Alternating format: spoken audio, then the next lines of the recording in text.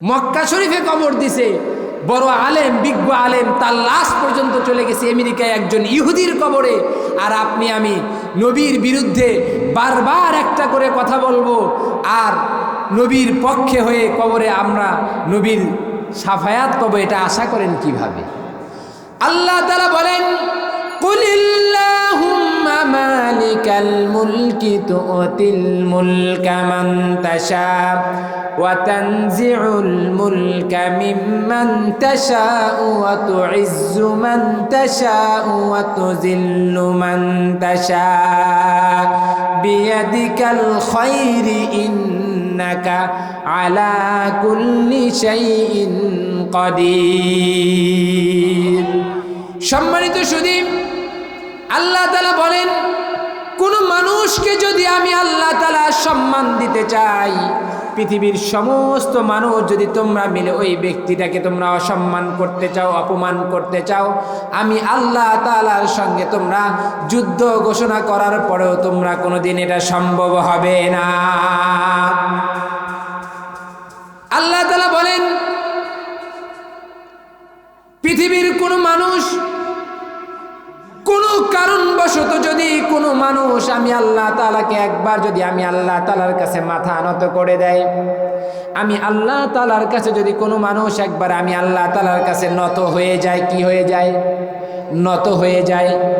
আমি আল্লাহ তাআলা কথা দিয়ে দিলাম, পৃথিবীর কোনো জায়গায় ওই ব্যক্তিটাকে আমি আল্লাহ তাআলা অসম্মানী করব না।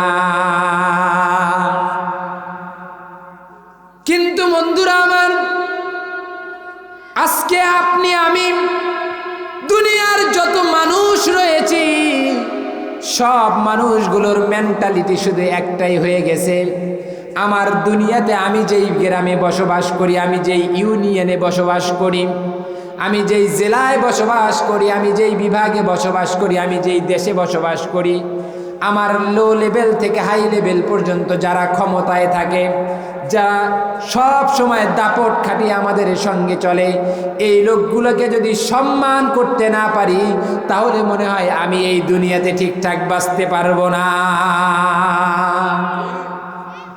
প্রিয় মুসলমান ভাইরা আমার, আমি আপনাদেরকে স্পষ্ট ভাষায় বলে দেই, আর আমি যেই আয়াতটি আপনাদের সামনে তেলাওয়াত করেছি, আমি যেই আয়াতটি আপনাদের সামনে উপস্থাপন করেছি, শুধু এই আয়াতের ব্যাখ্যা বুঝাইতে গিয়ে আপনাদেরকে ছোট্ট একটা উদাহরণ দিয়ে যাই। মুসলমান, যদি এই উদাহরণ বুঝে থাকেন, আমার মনে হয় পৃথিবীতে আর কোনোদিন আল্লাহ ব্যতীত আপনি আর কাউকে ভয় পাওয়ার সুযোগ নাই।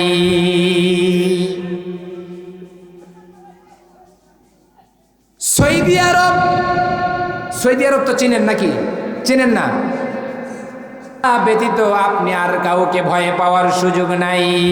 মক্কাতুল মুকাররমার একজন বিজ্ঞ আলেম, মক্কাতুল মুকাররমার মধ্যে একজন বিজ্ঞ আলেম আশরাফ আলী থানভী রাহমাতুল্লাহ আলাইহি তার কিতাবের মধ্যে লেখেন, মক্কাতুল মুকাররমার একজন ব্যক্তি বিজ্ঞ আলেম, অনেক দিন যখন সে দুনিয়াতে ছিল, দুনিয়াতে থাকার পরে মানুষ যেহেতু আমরা সবাই মরণশীল, ঠিক না বেঠিক?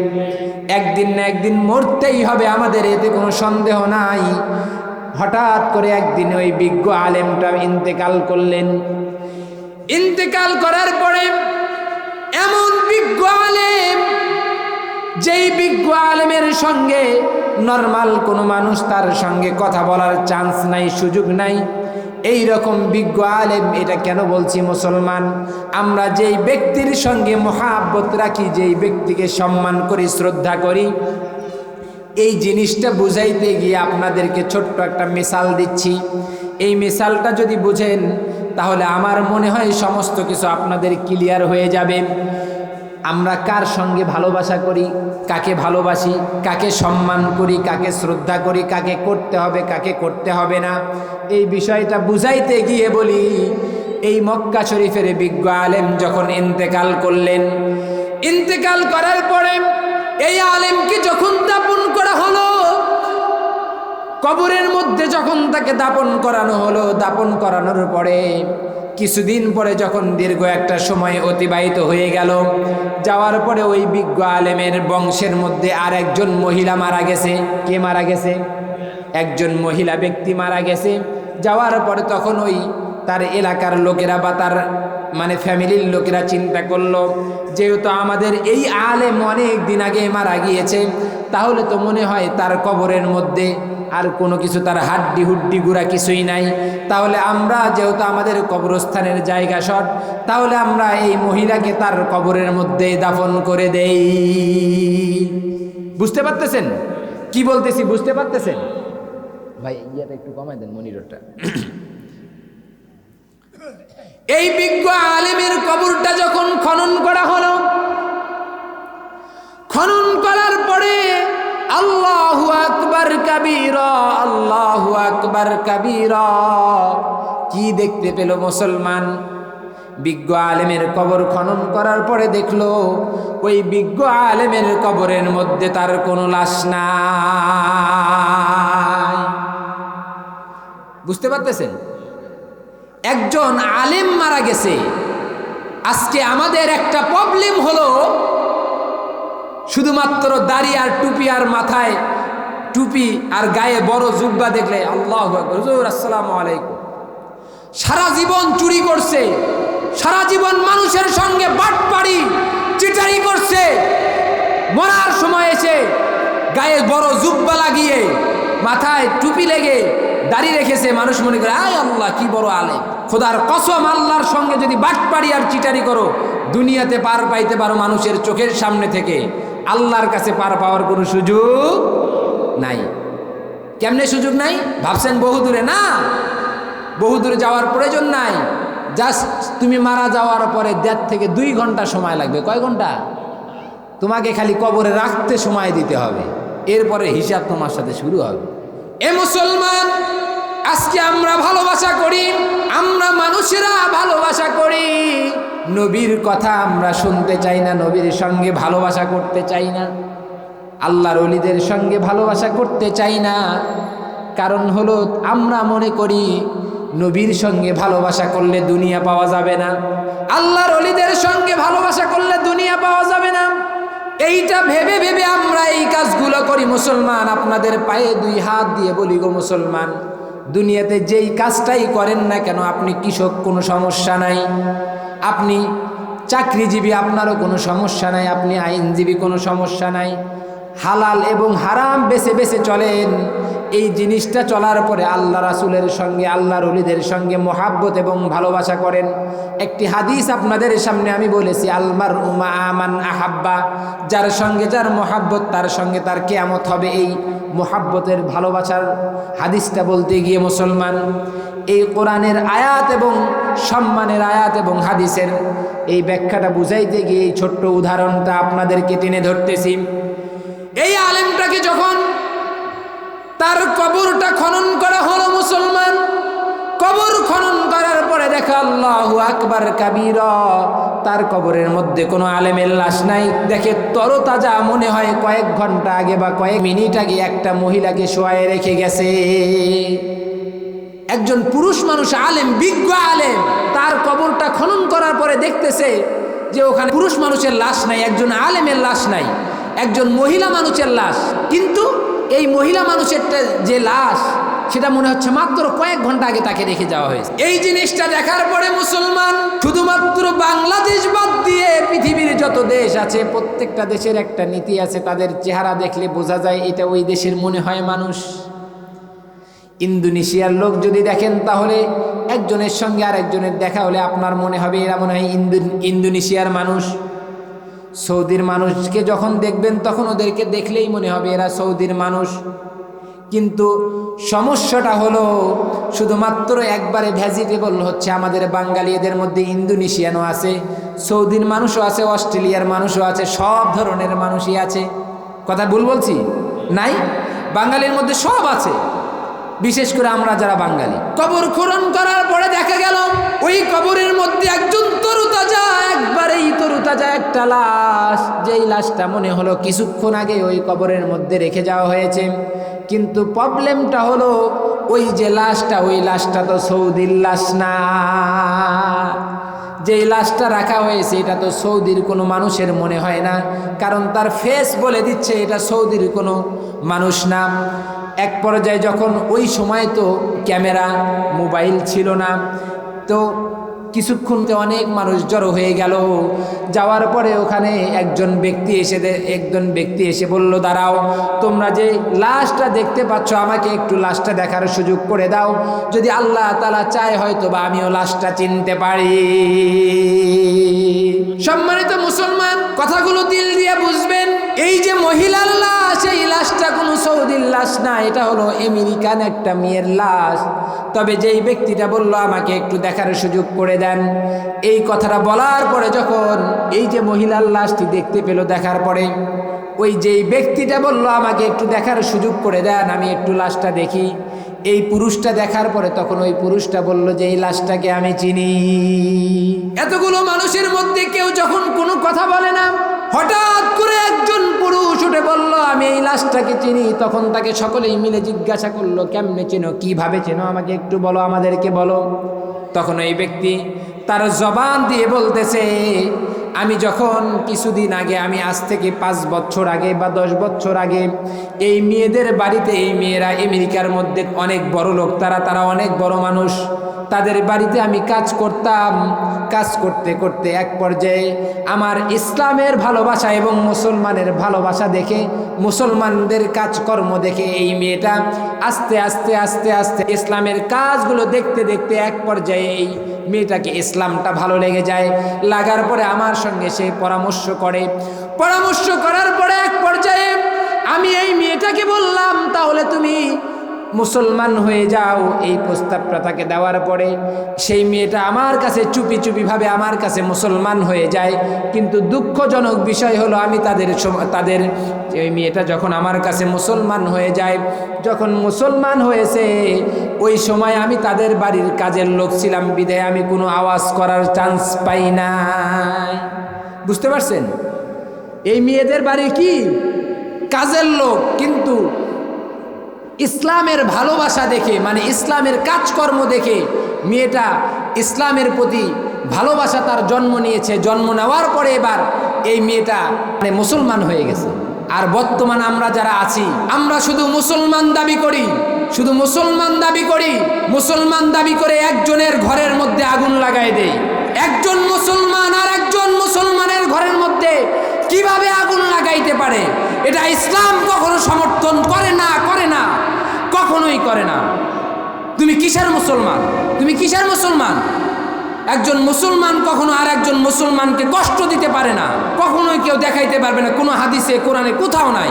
যারা এই কাজগুলো করে এরা ইসলামকে নষ্ট করতে চায়, মুসলমানদের কাজগুলোকে তারা বেধর্মীদের সামনে ধূলিসাৎ করে দিতে চায়। এই মহিলাকে যখন সকলেই মিলে দেখলো একজন ইহুদির লাশ কেমনে কিভাবে আমেরিকা থেকে সৌদিতে চলে আসে, এই বিষয়টা নিয়ে তখন আলেমেরা একটা বোর্ড করলো। বোর্ড করে এখানে বলল যে তাহলে এটা দেখতে হয় কেমনে কিভাবে আসলো। এই জিনিসটা দেখার জন্য ওই ব্যক্তিটাকে জানানো হলো, তুমি একটু কষ্ট করে যাও, তোমার এলাকায় যাওয়ার পরে তোমার এলাকায় এই মেয়েটাকে যেই জায়গায় পোতানো হয়েছিল খ্রিস্টানদের ধর্ম অনুসারে, তার কবরের মধ্যে খনন করে একটু দেখবা তার কবরের মধ্যে তার লাশটা আছে না নাই। এই ব্যক্তি তখন ওই সৌদি থেকে চলে গেল। যাওয়ার পরে তখন ওই জায়গায় গিয়ে তার মালিককে গিয়ে বলল, মালিক, আমি একটা আশ্চর্যজনক ঘটনা দেখে আসছি। তখন বলল, কি ঘটনা দেখেছো একটু আমাদেরকে বলো। তখন সে বলতেছে, আমি যেহেতু এখন তাদের কর্মচারী নাই, আমাকেও আল্লাহ তাআলা টাকার মালিক বানিয়েছে। আমি আল্লাহ তাআলার অশেষ মেহেরবানিতে আমি হজ পালন করার অবস্থায় তার মালিককে গিয়ে বলল, মালিক, আমি যখন ওই হজরত অবস্থায় ছিলাম ওইখানে গিয়ে দেখি আশ্চর্যজনক ঘটনা, আপনার মেয়ের লাশটা কেন জানি ওখানে একটা কবরের মধ্যে থেকে উত্তোলন করা হয়েছে। এই কথা বলার পরে তার মালিক তাকে বলল, কি আবোল তাবোল কথা বলো, এটা কি কখনো সম্ভব নাকি? তখন তার মালিককে বলল, তাহলে একটু আসেন দেখি ওই কবরটা খনন করে আমরা একটু দেখি আসলেই আপনার মেয়ের লাশটা আছে না নাই। এইটা জিজ্ঞাসা করার পরে তার মালিক যখন কৌতূহল নিয়ে বলল, আমি আপনাদেরকে চ্যালেঞ্জ করে বলতে পারি, আমি বিশ্বাস করি ওই কবরের মধ্যে আপনার ওই মেয়ের লাশ নাই। এই কথা যখন একজন ব্যক্তিকে চ্যালেঞ্জ আপনি ছুড়িয়ে দিবেন, দেওয়ার পরে তখন ওই ব্যক্তি অবশ্যই ওই কাজের প্রতি কৌতূহল জাগবে। তার মালিক তাকে কৌতূহল নিয়ে বলল, তাহলে চলো দেখি আমরা একটু চলে যাই। আল্লাহু আকবার কাবীরা, আল্লাহু আকবার কাবীরা। ওই ব্যক্তিকে নিয়ে যখন তারা চলে গেল, যাওয়ার পরে ওই খ্রিস্টানের কবরটা খুঁড়ে দেখলো। খ্রিস্টানের কবরটা খুঁড়ে দেখার পরে দেখে আল্লাহু আকবার, ওইখানে কোনো মেয়ের লাশ নাই। ওইখানে কার লাশ? ওই আলেমের লাশ, যেই আলেমকে সৌদিতে মক্কা শরীফে কবরস্থানে কবরস্থ করা হয়েছে। ওই আলেমের লাশ আসছে এই আমেরিকার কবরস্থানে, খ্রিস্টানের কবরে। আর এই খ্রিস্টান মেয়ের লাশ চলে গেছে মক্কা শরীফের ওই কবরস্থানে একজন মুসলমান আলেমের কবরে। এই জিনিসটা দেখার পরে এই ব্যক্তি আর কোনোভাবেই এইখানে থাকতে পারলো না। না থেকে তখন ওই ব্যক্তি করলো কি, ওই ব্যক্তির সঙ্গে সঙ্গে ওই খবরটা নিয়ে ওই জায়গায় পৌঁছায় দিল। মক্কা শরীফে পৌঁছায় দেওয়ার পরে ওই আলেমেরা একটা বোট করে আবার একটা নতুন বোট করলো।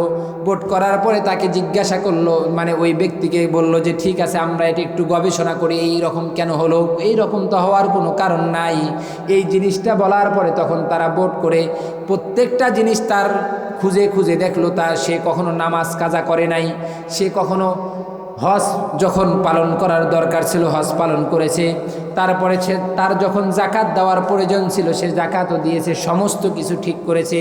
তারপরে একটা টিম গঠন করে তার ওয়াইফের কাছে পাঠানো হলো। তার ওয়াইফ ওই সময় জীবিত ছিল।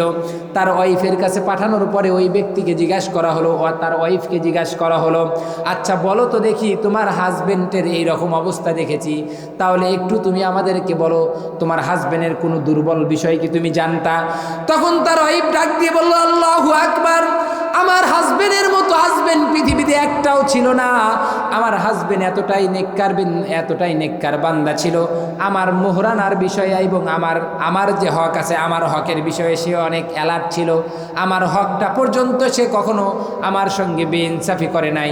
তবে একটা বিষয় ছিল আমার সঙ্গে, আমার মনে হয় আমার একটা জিনিস আমার ব্রেনটার মধ্যে বারবার উকিঝুঁকি দেয়।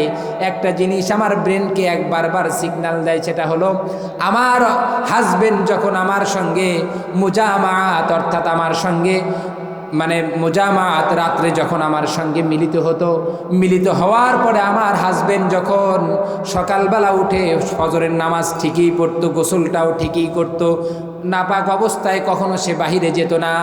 তবে যখন আমার হাজবেন্ড নামাজটা আদায় করার জন্য গোসলে যেত, তখন শুধু সে একটি মাত্র কথা বলতো। সেটি হলো, সে একটি কথা বলতো যে আমাদের ধর্মের চেয়ে অন্য ধর্মগুলো অনেক ভালো, কারণ তাদের মুজামাতের পরে গোসলের কোনো সিস্টেম না। বুঝতে পারছেন?